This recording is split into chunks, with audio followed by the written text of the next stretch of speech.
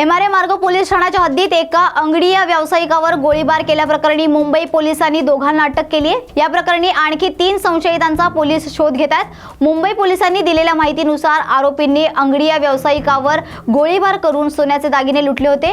एका अधिकाऱ्याने सांगितलं आहे की या प्रकरणी एमआरए मार्ग पोलिसांनी एका आरोपीला अटक केली असून गुन्हे शाखेने दुसऱ्या आरोपीला अटक केली आहे। तर या अटक करण्यात आलेल्या आरोपींकडून पोलिसांनी चोरीचा 90% मालही जप्त केलाय। पीडितेच्या ओळखीच्यांनी गोळीबार करून चोरीचा कट रचल्याची प्राथमिक माहिती समोर येते। तर या कटात 5 आरोपी असल्याची माहिती मिळताच यातील दोघांना अटक करण्यात आली आहे। 50 लाख रुपयांच्या मौल्यवान वस्तूंनी भरलेल्या बॅग घेऊन आरोपी जो आहे तो पळून गेला। पुढील तपास अद्याप सुरू आहे।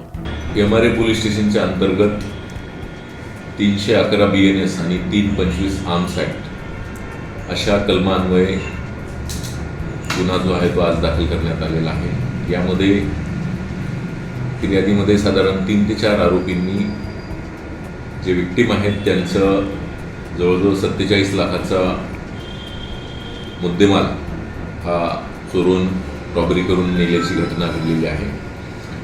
तसेच या घटनेच्या वेळी फायरिंग करत एका इसमाला एक इसम यामध्ये जखमीसुद्धा विक्टीम झाला होता। या घटनेच्या तपासामध्ये आत्तापर्यंत 2 आरोपी अटक करण्यात आलेले असून यामधील जवळजवळ 16.5 लाखाचा मुद्देमाल सुद्धा जप्त करण्यात आलेला आहे आणि पुढील तपास सुरू आहे। तर या होत्या आजच्या महत्त्वाच्या घडामोडी। अशाच महत्त्वाच्या घडामोडींसाठी पाहत रहा न्यूज मराठी 24/7। नवा भारत नवा विचार।